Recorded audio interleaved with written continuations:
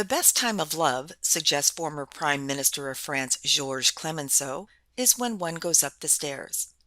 Interesting analogy. Stairs can lead up to love, which may be why Mark Knapp, professor emeritus at the University of Texas, Austin, used a staircase as a metaphor for how interpersonal relationships develop, whether they be romantic, friendships, or business relationships.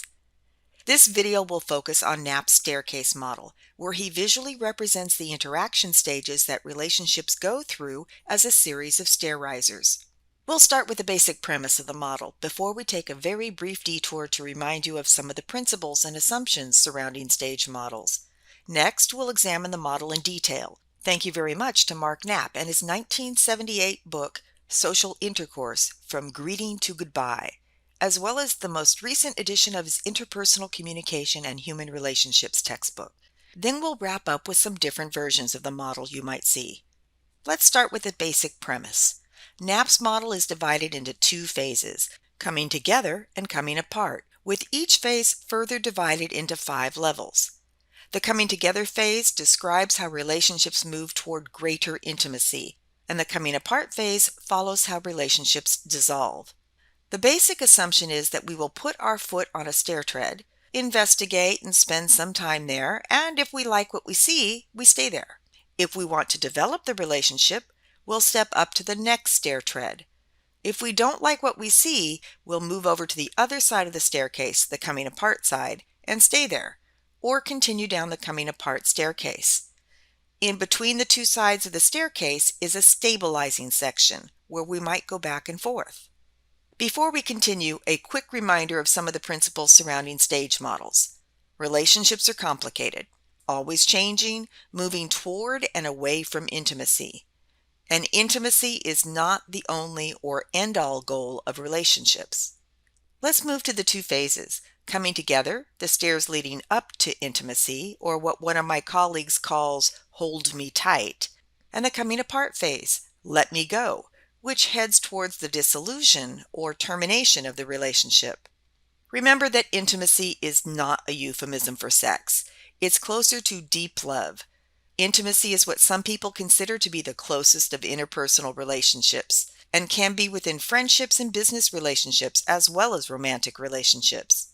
It's a combination of many things, including complete trust, vulnerability, self-disclosure, a sharing of identities, and yes, depending on the relationship, it may include sex, but it's really a lot more than sex. In the coming together phase, the relationship begins the climb towards intimacy, with self-disclosure increasing as you are searching for similarities. On the way down, in the coming apart stages, you tend to focus on differences, and now they matter a lot, and self-disclosure naturally decreases. The first stage, or step, in the coming together phase is initiating. This is the first impression, and as you know, first impressions matter. In 15 seconds, you probably have all the information you need to determine if you want to step up to the next stage, even if you haven't processed it yet. There may be some limited interaction or just observations from afar. Assuming you want to deepen the relationship, you would step up to the experimenting stage, what Knapp described as trying to discover the unknown. This is when you start some self-disclosure. How else will you find out if you have anything in common? Small talk is important in this stage. These are pleasant, casual, and uncritical relationships. You probably have lots of relationships that hang out in this stage, and that's just fine. Even Knapp noted that most relationships won't move past this stage. The next step is intensifying, where experimentation continues but on a much deeper level. You become close friends. You start spending more time together, doing the things that you talked about in the experimenting stage, and engaging in deeper self-disclosure. There may be some gift-giving, favors, or statements about how much you value the relationship. You may come up with nicknames for each other, refer to yourselves as we, and become more sophisticated in reading each other's nonverbals. In the next stage, integrating, Knapp notes that the two individual personalities almost seem to fuse or coalesce. Others see you as a social unit. Invitations come addressed to you as a couple, and gifts are sent from the two of you. You may start dressing alike or sounding alike, often without even noticing it. Depending on your relationship, You may or may not engage in sex at this stage. I say may because, well, friendships and business relationships.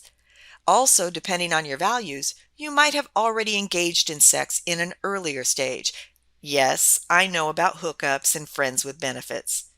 So I'll repeat myself.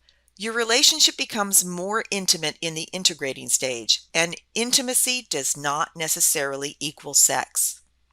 Then we get to the bonding stage. Wait, you might say, isn't that what just happened in integrating?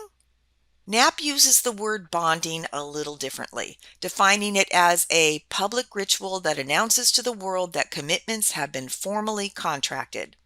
Yes, a public ritual, like going steady, engagement, and ultimately marriage, a formal public commitment. When asked if moving in together could meet the definition of bonding, Knapp clarified that it could, depending on how both people feel about the moving in process. This stage is separated from integrating because, in his words, the act of bonding itself may be a powerful force in changing the nature of the relationship for better or for worse.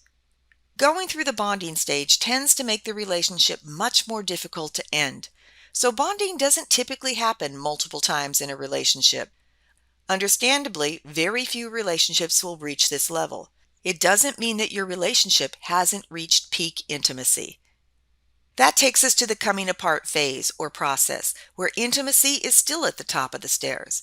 In fact, Knapp's original model shows bonding as the top step even on the coming apart side. Remember, he said that it could change the relationship for better or for worse. The first step in moving away from intimacy is differentiating. While on the way up, on the coming together side, the goal was to emphasize your similarities.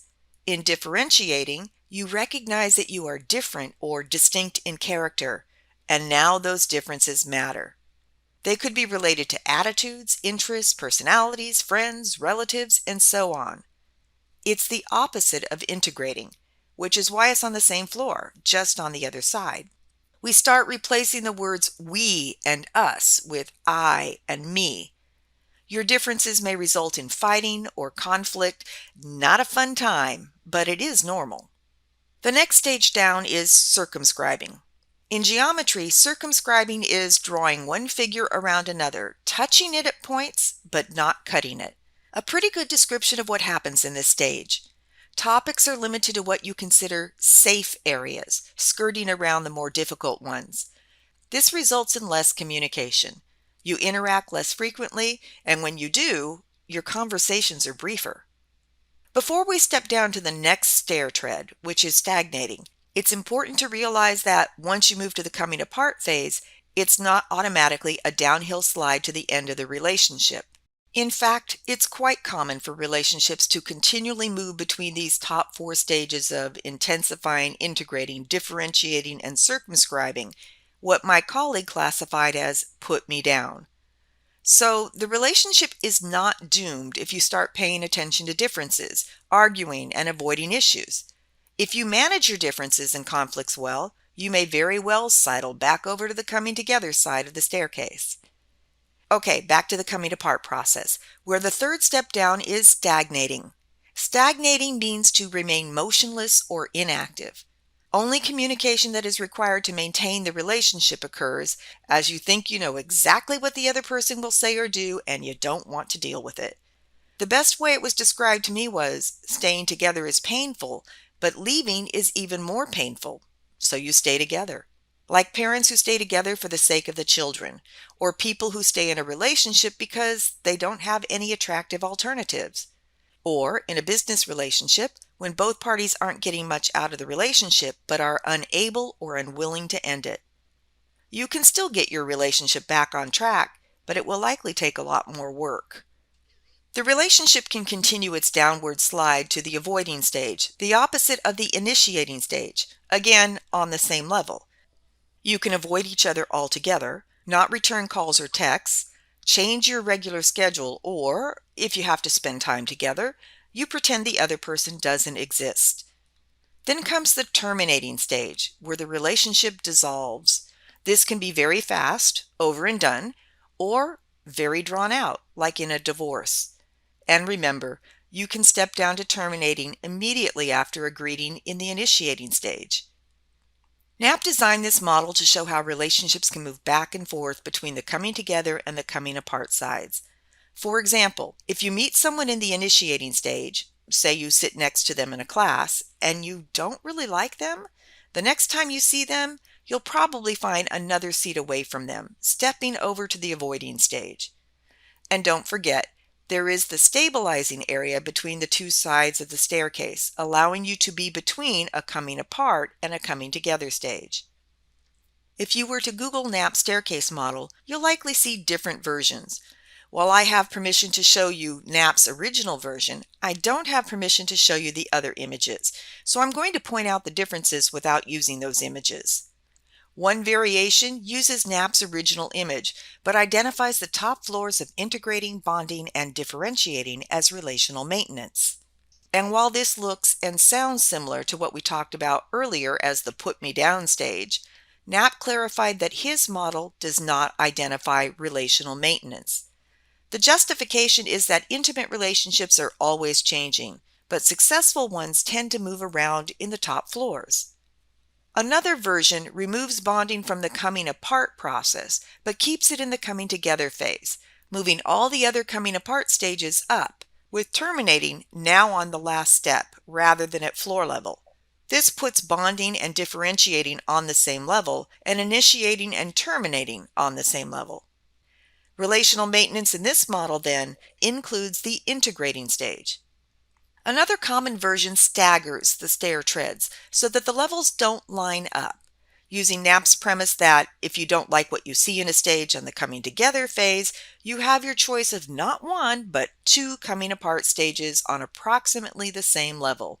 In other words, if you are intensifying, the corresponding coming apart stages are circumscribing or stagnating. Regardless of the version of the model you prefer, the staircase represents the way we develop our relationships, increasing intimacy with every ascending step and moving away from intimacy with every descending step. A solid understanding of Knapp's model should help you as you study other models of how relationships are developed through stages. It should also enable you, as OSHA recommends, to watch your step as you analyze your own interpersonal relationships.